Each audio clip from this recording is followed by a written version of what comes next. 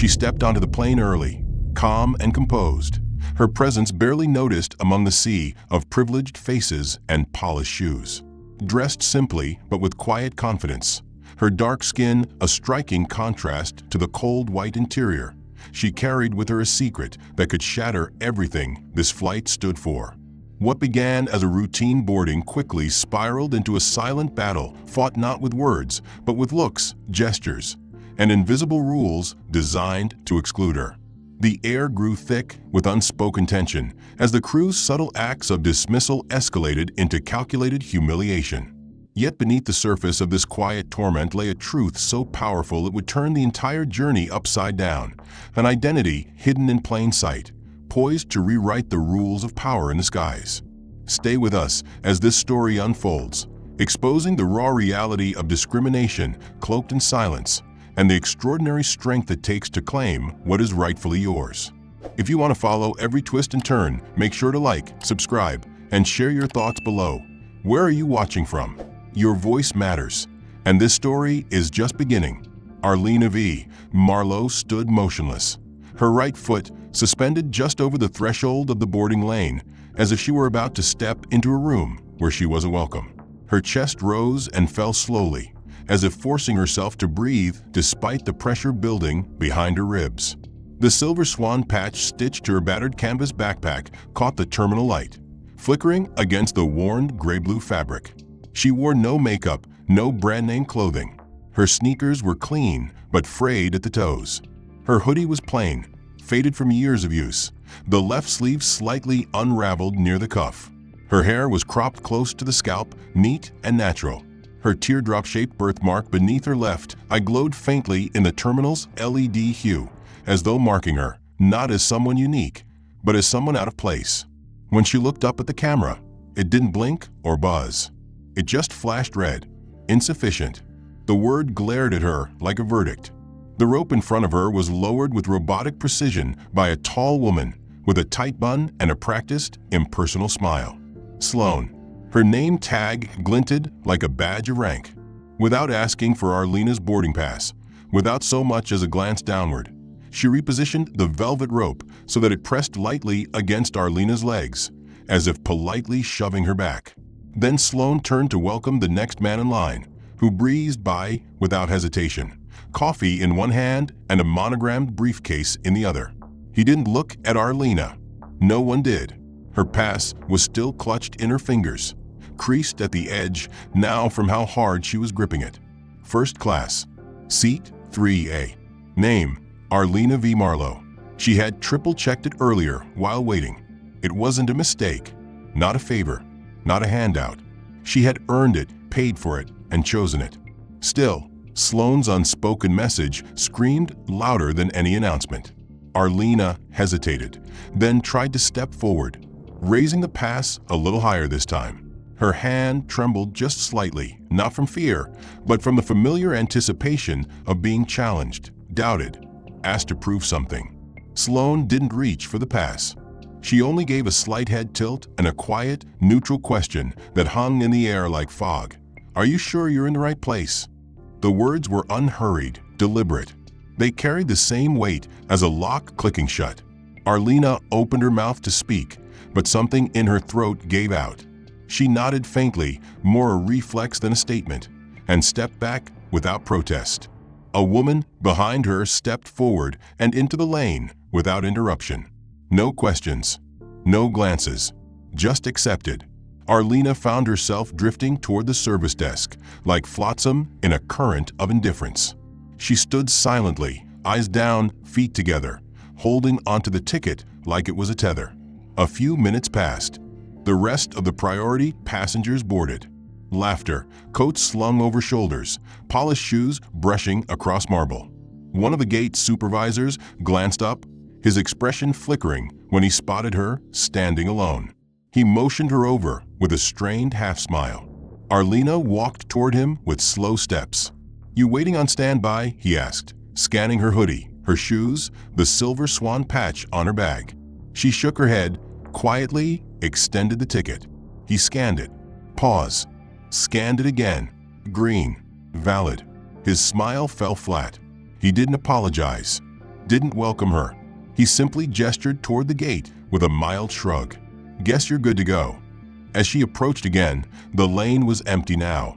Sloane stood like a sentry, one hand resting lightly on her hip. She said nothing as Arlena passed. No warmth, no kindness, just silence. Arlena walked down the jet bridge, every footstep echoing. She wasn't late, but it felt like she had missed something. When she reached the cabin door, the crew inside barely glanced up. One attendant waved her through as if checking off a box. No eye contact, no welcome, just motion. She reached row 3 and slid into her seat. Leather, firm, smooth. Cold. Her hands trembled slightly as she adjusted the seatbelt. Around her, others had already unpacked pillows, opened newspapers, and started streaming videos. Conversation swirled in soft, money tones. No one looked her way. The woman across the aisle was already unwrapping a hot towel from a silver tray. A man beside her whispered something to his partner and glanced over, then quickly away. Arlena reached down, pulling her back close. The silver swan glinted again beneath the seat, half tucked in shadow. It had belonged to her mother, who never flew, but always told Arlena that if she ever did, she should go first class, not for the luxury, but to remind herself she belonged wherever she chose. But in that moment, her mother's voice felt impossibly distant. She folded her hands in her lap, waited. The flight crew moved up and down the aisle without once stopping at her seat. No towel, no juice, no welcome kit. She watched trays pass her by and land gracefully on everyone else's tables. She pressed her reading light button, nothing. She checked the entertainment screen, frozen. A strange emptiness began building in her chest, not because something had gone wrong, but because nothing had. Everything was functioning exactly the way it was designed to. The others around her, men in charcoal suits, women with expensive silk scarves, nodded just so, moved with a quiet confidence.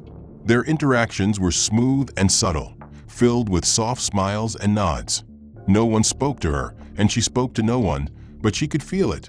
The cabin moved around her, not with her. 15 minutes into the flight, a soft hissing sound began above her head, an automatic puff of something sweet and floral, the signature scent of the airline's first-class experience. It came in waves every quarter hour, according to the brochures. Subtle, calming, expensive.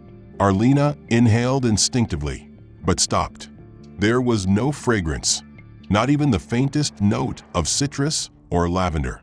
The air around her had a different texture, slightly cooler, carrying a stale trace of something artificial. Plastic. Recycled air unfiltered by luxury. She blinked and tilted her head upward, watching the slim nozzle embedded above her seat. It was intact, but still. Around her, passengers relaxed deeper into their seats, almost imperceptibly lulled by the comfort built into their environment. Arlena remained alert, her body on edge, the absence of comfort becoming its own sharp presence. She looked across the aisle and noticed a woman folding her hands in satisfaction after breathing in deeply. The woman's expression softened, her eyes closing for a second. Arlena tried again, just in case the system had a delay, but her space remained untouched, sterile, disconnected, not broken, just programmed differently. The meal service began shortly afterward.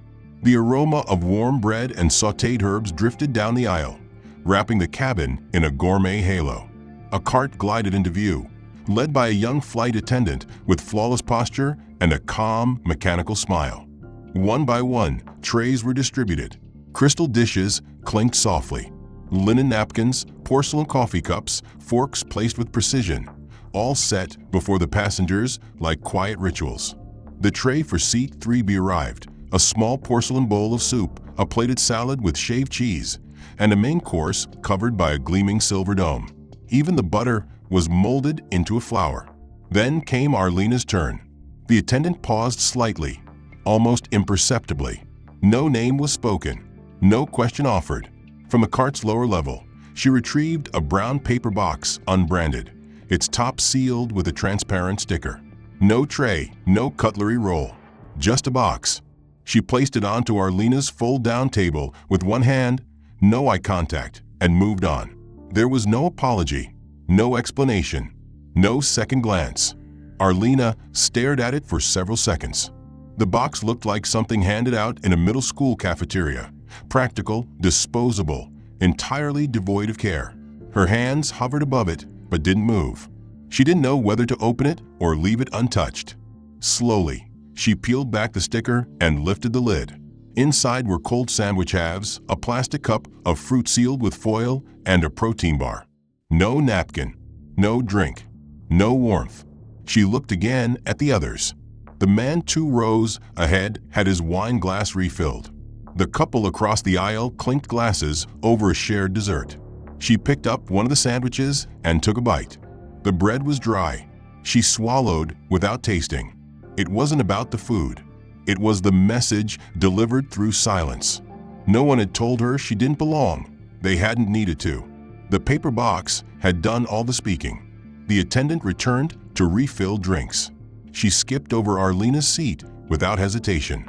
As she passed, Arlena raised her eyes instinctively, but the woman kept moving, her gaze already locked on the next passenger. No accident, nothing missed, just deliberate omission disguised as efficiency. Arlena wiped her hands on her jeans. No napkin, after all. She folded the box closed and slid it aside, appetite gone. The scent system puffed again, and again her space remained untouched. A form of erasure that didn't leave bruises, didn't raise voices, but stayed with you long after landing. She reached under her seat, pulling her backpack closer. Her fingers found the edge of the silver swan patch, tracing the outline as if grounding herself in something real. It was worn smooth from years of habit, but the stitching remained firm. Her mother had sewn it on the night before Arlena's first scholarship interview. She had told her that when you carry something of your own, no one can take away your place. But here, in this manufactured realm of quiet class, even symbols felt fragile. The lighting in the cabin dimmed for rest, but Arlena's eyes remained open. Others reclined, slipping into soft pillows and silent comfort. She sat upright. Her seat reclined, but she didn't move. The paper box remained on the tray, its presence louder than any insult. She pressed again, harder this time, willing the light to respond. Nothing. The flicker of the display beneath her fingertips only mocked her, a cruel reminder of her exclusion. The row beside hers basked in a quiet golden glow, as if the very electricity had been denied to her alone. Her fingers curled into a fist, tension mounting in her wrist. The coldness of her seat seemed to seep into her bones. She adjusted her gaze toward the passengers seated closest to her. A couple in their early 50s, impeccably dressed, with subtle yet expensive jewelry, sat 2 seats down. As the flight attendant approached, the woman whispered something to her husband. Without hesitation, the man stood, offering his seat a few rows forward. The woman slid gracefully into the man's former place, but leaned as far as possible away from Arlena, tilting her body to the aisle, eyes fixed on the ceiling panel. The space between them stretched unnaturally wide, a chasm carved out not by physical distance, but by invisible walls of prejudice. Arlena watched, her heartbeat slowing to match the silent isolation unfolding beside her. No words were exchanged. No eyes met. The woman's shoulder brushed the window frame, deliberately turned away, as if exposure to Arlena's presence might somehow tarnish the pristine air of the cabin. It was an avoidance that was loud in its quietness, the kind of rejection that needed no explanation. Trying to reclaim some semblance of normalcy, Arlena reached for the touchscreen entertainment system embedded in her seatback. Her fingers hovered over the menu, selecting options with tentative hope. The screen remained blank. A message flickered in small font at the bottom. System unavailable. Contact crew for assistance. She called the attendant with a gentle press of the button. A young woman appeared moments later, her smile hesitant and eyes flickering with discomfort as she glanced at the screen and back to Arlena. "I'm so sorry, ma'am. We're experiencing a technical issue in this section. I'll report it right away." But as she moved away, Arlena could see her lips pressed tightly, a silent apology that felt hollow and insufficient.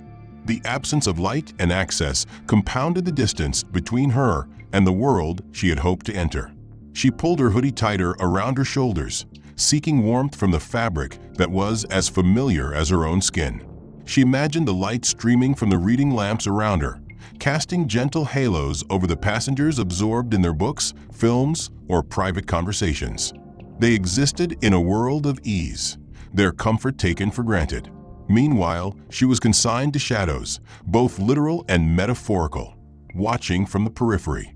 Every so often, a murmur floated through the cabin, laughter shared between couples, the clinking of glasses during the meal service, the quiet murmur of whispered exchanges. The hum of life aboard the aircraft carried on, but it passed by her like a wave that didn't reach the shore. She felt like a ghost, present but unseen, part of the collective yet eternally outside it. Time seemed to stretch. Minutes bled into hours, each one marking another silent rejection. She tried to focus on the blank screen, on the sounds outside the window, on the rhythmic hum beneath her feet. She thought of the scholarship papers in her bag, of the nights spent studying, and the sacrifices made to be here. None of it mattered in the quiet loneliness of Seat 3A. A steward passed by, stopping briefly at a nearby row to offer a passenger a warm drink, a blanket, a smile. The warmth of the moment reached Arlena like a distant flame, its heat unable to cross the chasm of neglect.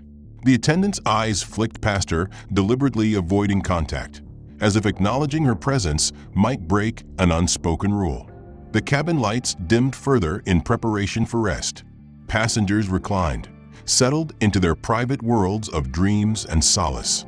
Arlena leaned back carefully, testing the button to recline her seat. The mechanism engaged but was slow and reluctant, as if burdened by invisible resistance.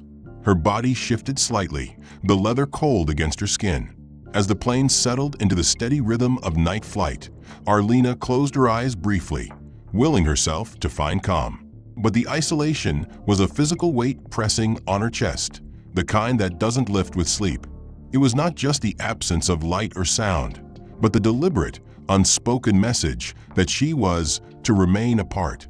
In that quiet darkness, she reached down and brushed her fingers over the silver swan patch on her bag, her only visible connection to a past that reminded her of strength and belonging. It was a small anchor in an ocean of exclusion.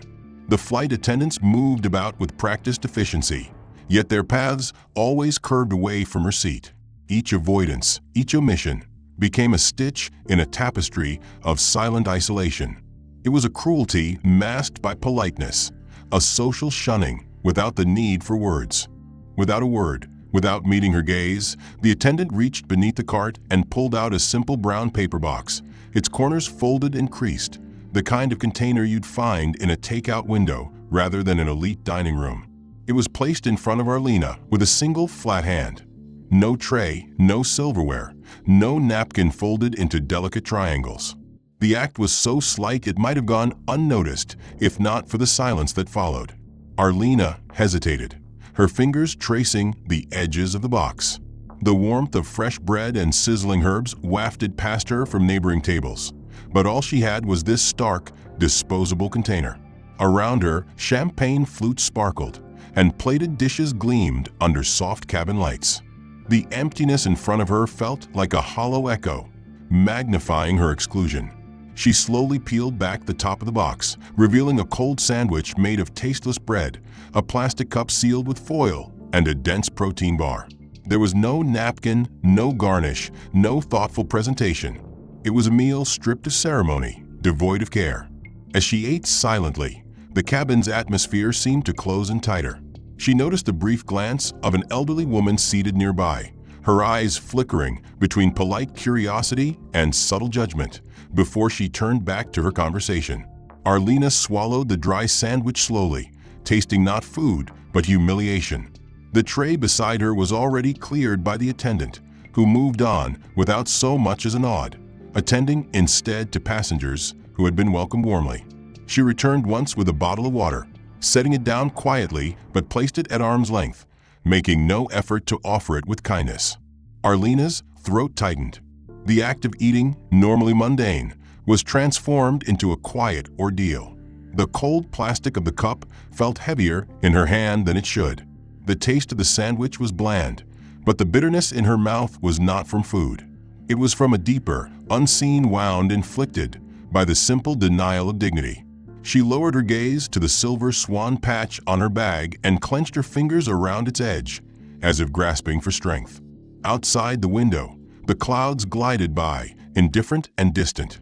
She thought of the flights she had taken in her dreams, soaring high above, free to belong anywhere she chose. But here, thousands of feet in the air, she was grounded, confined to a seat that felt like a cage. The hum of the engines was steady, a mechanical heartbeat that contrasted sharply with the fragile rhythm of her own pulse.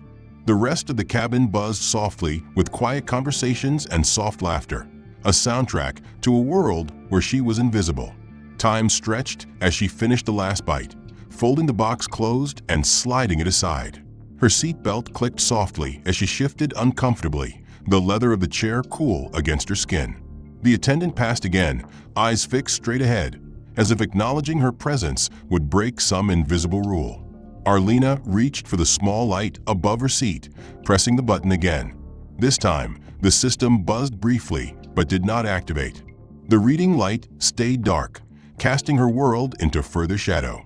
Around her, warm pools of illumination beckoned to others, but she remained in a dim corner, a silhouette on the edge of visibility. She thought of the patches her mother had sewn on her bag, the stories behind them, symbols of resilience, pride, and belonging. Yet now, these tokens felt fragile, powerless against the weight of systematic neglect. In that cabin, she was a ghost, carried along by the engines but unseen, unheard, untouched. She leaned back carefully, resisting the urge to sink into the seat and disappear. The air around her was stale, lacking the subtle fragrance that perfumed the rest of the cabin, a final seal on the isolation she felt. No one spoke her name. Moments after the meal service concluded, an unexpected presence appeared at her seat. Sloan, the lead flight attendant who had been the architect of much of Arlena's silent humiliation, re-emerged holding a crisp white form. Her footsteps were measured, almost ceremonious, as she approached with the form extended like a gauntlet. Arlena looked up, her eyes tired but steady. Sloane's lips pressed into a thin line. No smile softened the stern gaze. Without a word, she laid the document on Arlena's tray table.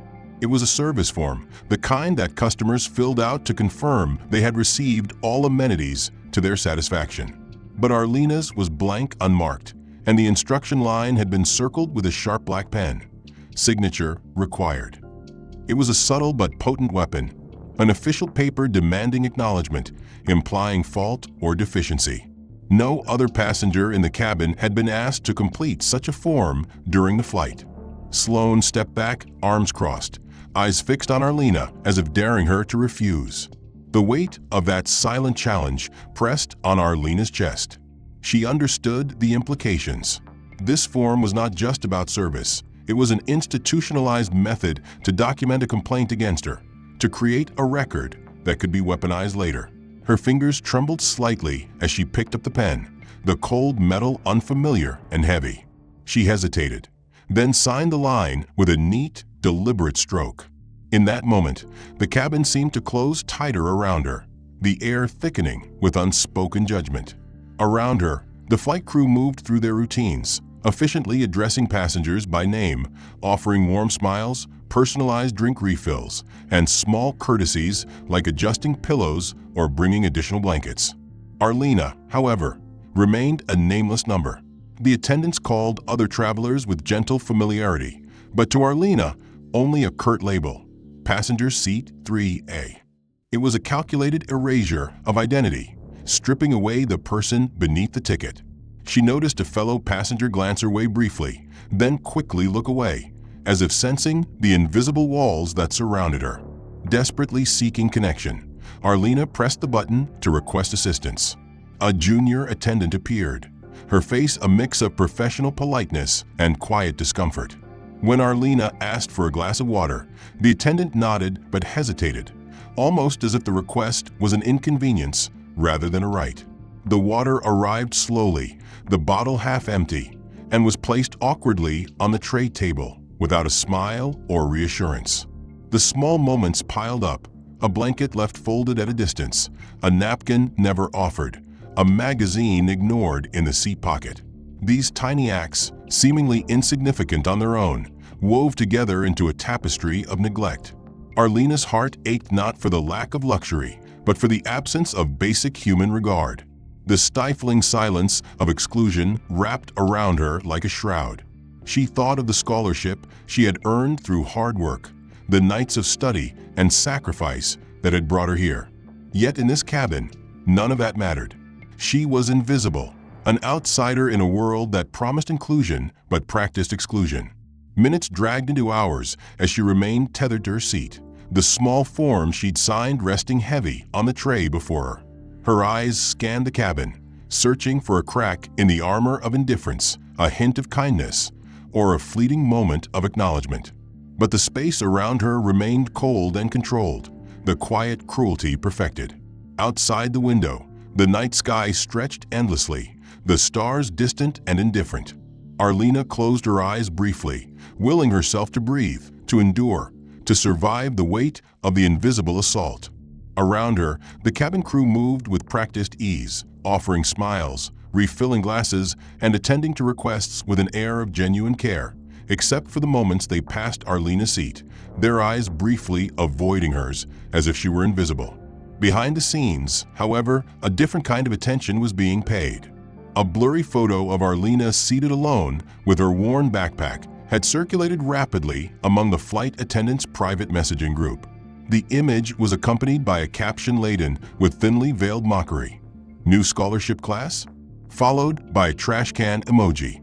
The laughter behind the screens was silent, but the sting of humiliation was real.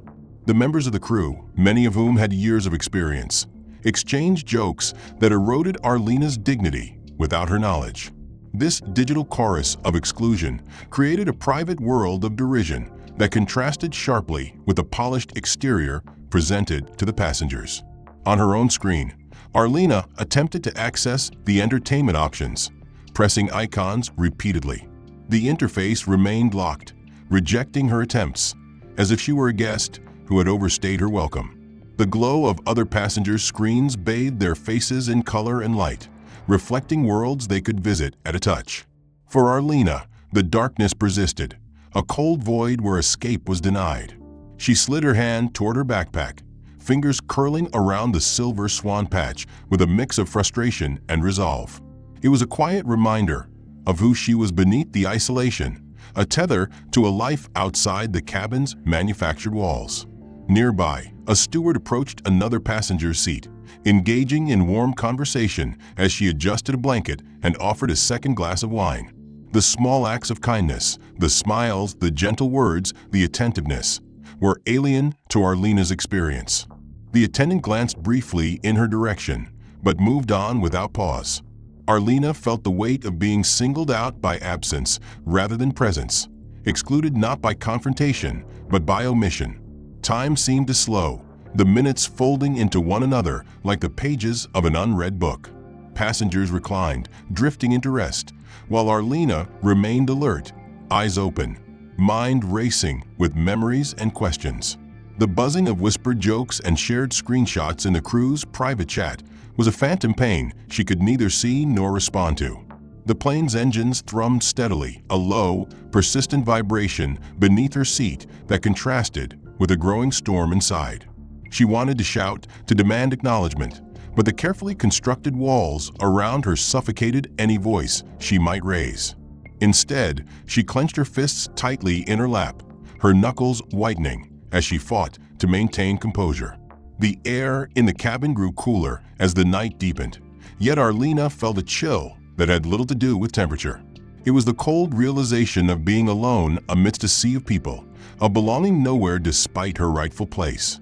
She stared out the window, watching the dark expanse of clouds illuminated occasionally by flashes of distant lightning, the storm outside mirroring the turmoil within.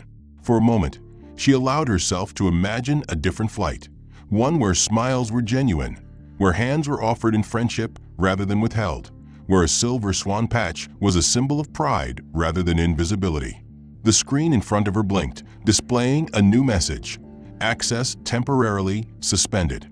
The cabin lights dimmed further as passengers prepared for rest, but Arlena's mind remained restless, haunted by the echoes of laughter she would never hear and the digital scorn that painted her invisible.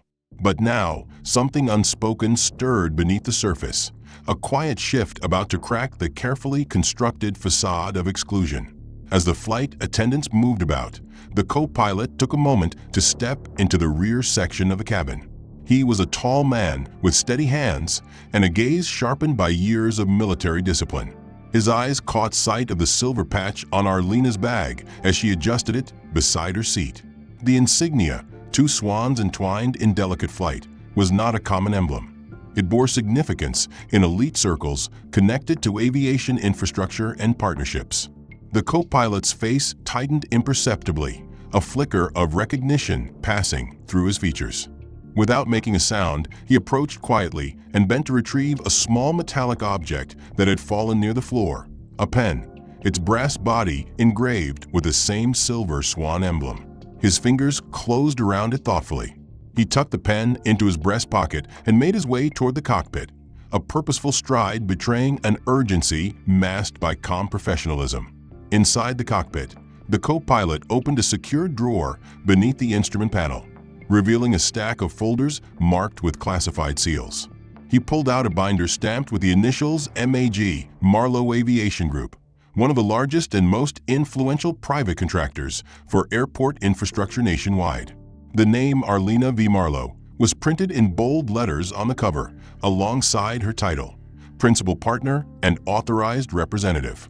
With steady hands, he flipped through pages of contracts, flight manifests, and security clearances, cross-referencing details that linked the Silver Swan patch to the binding agreements signed by her family's corporation.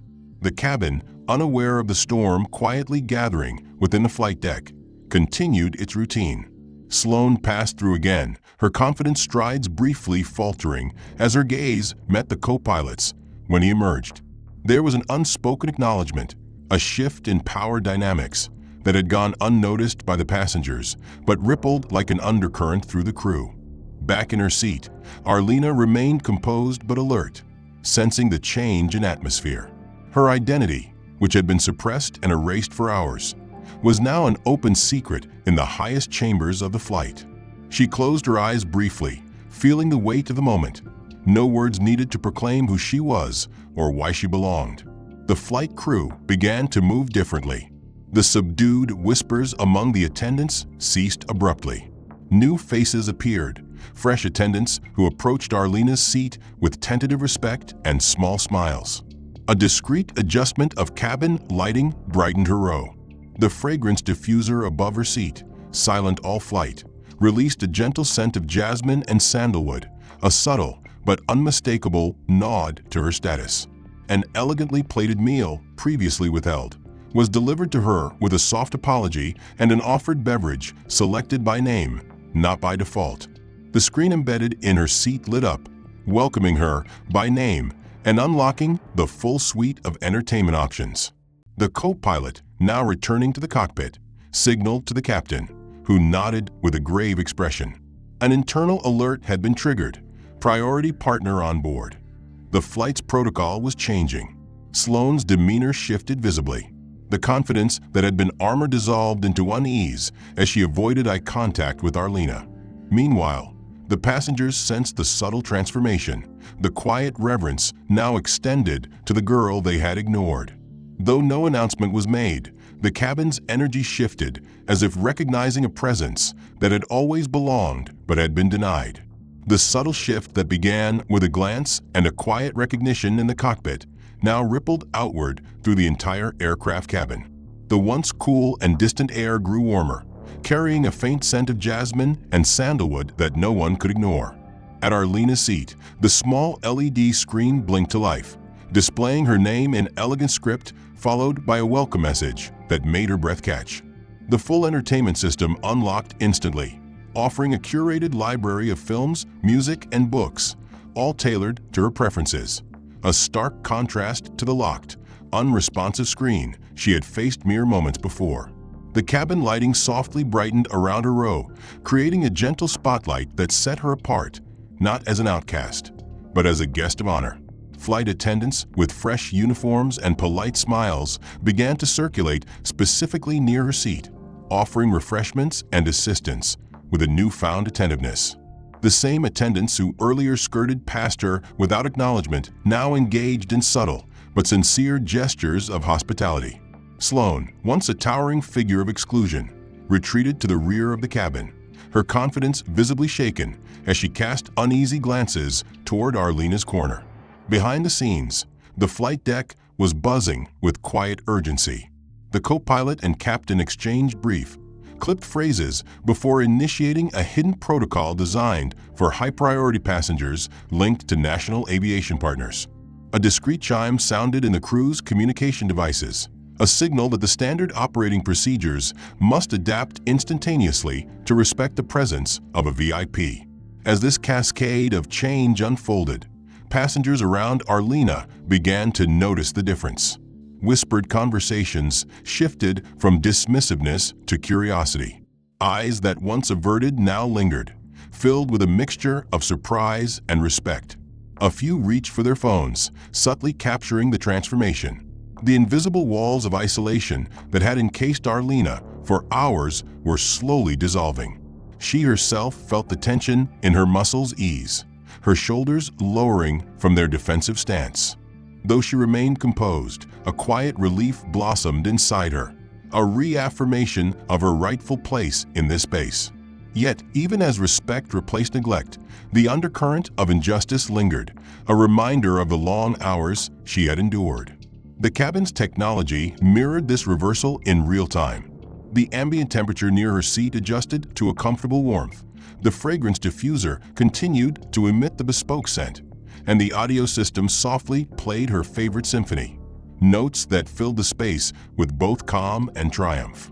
Flight attendants offered her the signature meal she had been denied, plated with artistry and care.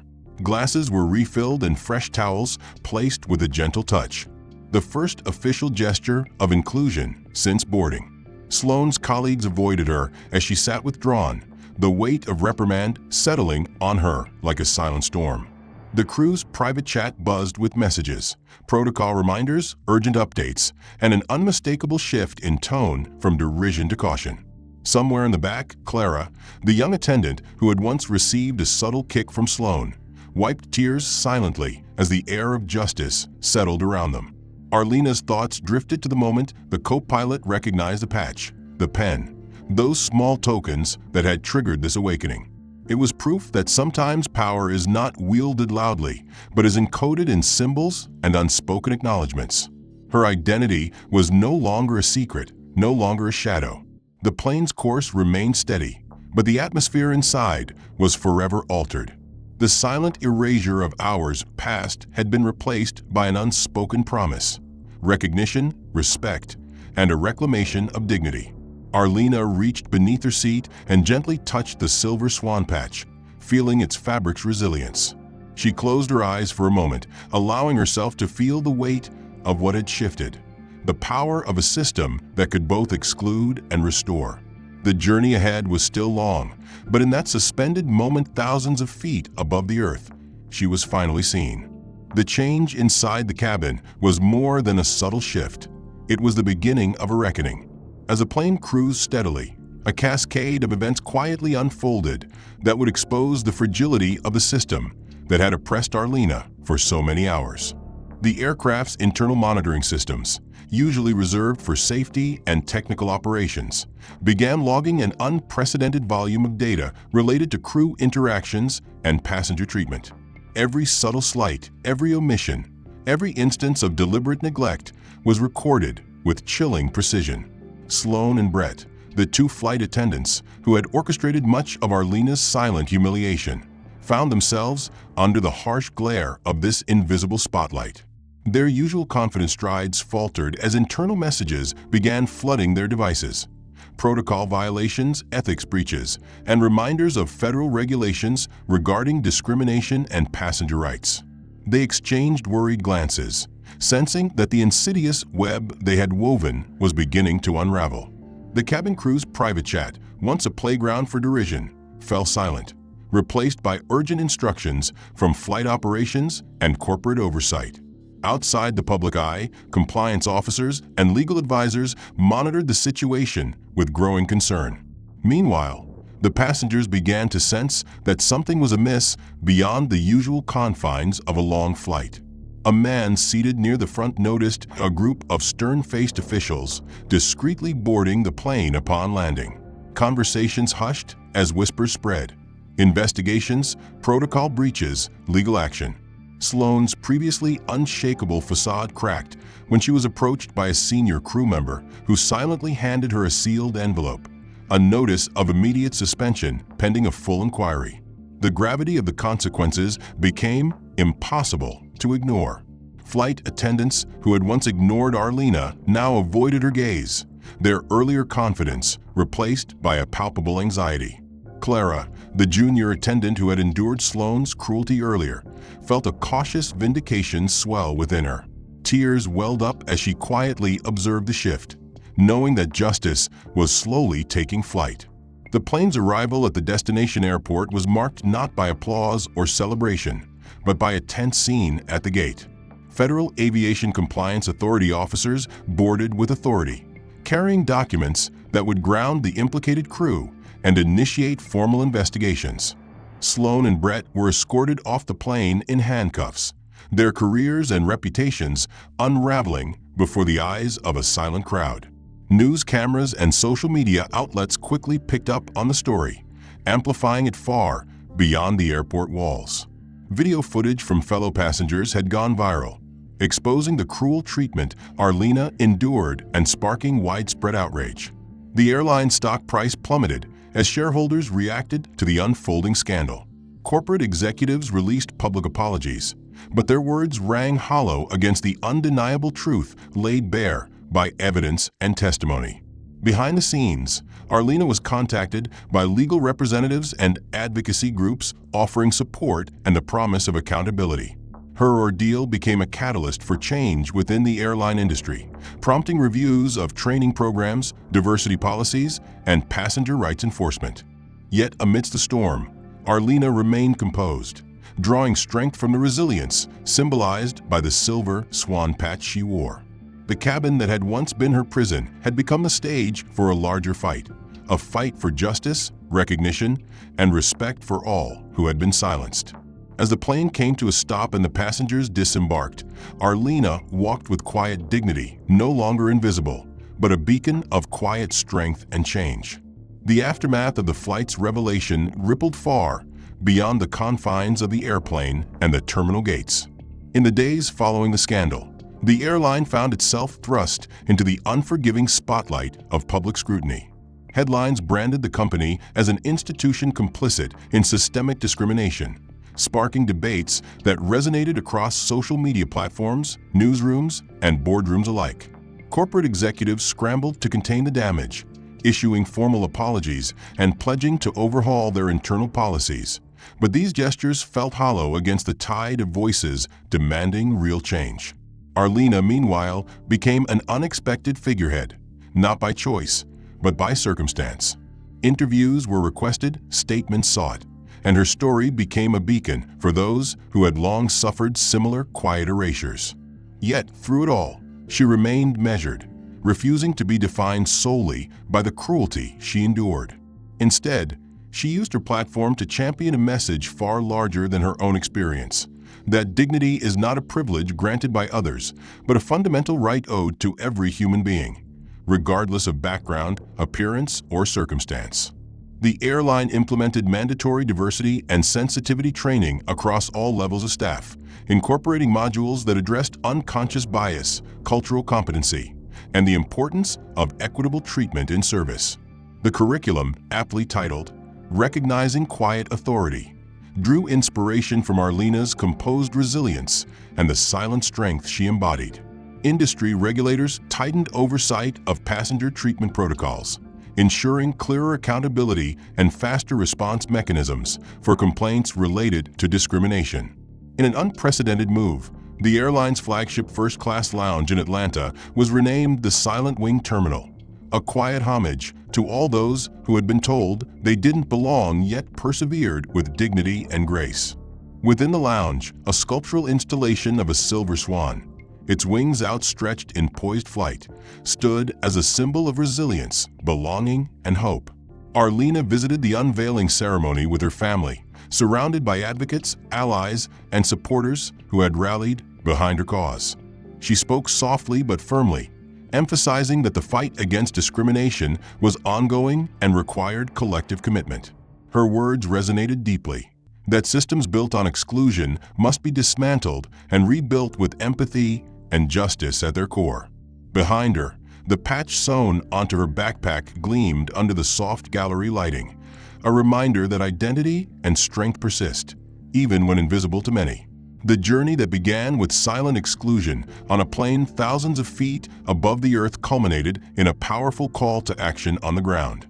Organizations launched scholarships and mentorship programs in Arlena's name, investing in young people from marginalized communities aspiring to break barriers in aviation, business, and beyond. Arlena herself continued her education with renewed purpose, fueled by the knowledge that her story had sparked meaningful progress. She found solace in the community she helped build, a network of voices rising together against injustice. The airline's board appointed a chief diversity officer and committed to transparent reporting on inclusion metrics, a first in the industry's history. Shareholders demanded accountability, and the company's policies shifted from performative gestures to substantive reforms. Yet, despite the tangible changes, Arlena knew the road ahead remained long. The scars of exclusion run deep, and dismantling systemic bias is a marathon, not a sprint. Still, the silver swan on her bag was a symbol that no matter how many times one is pushed aside, the wings of resilience and dignity can carry them forward. In quiet moments, she reflected on the flight, how a journey that began with erasure ended in recognition.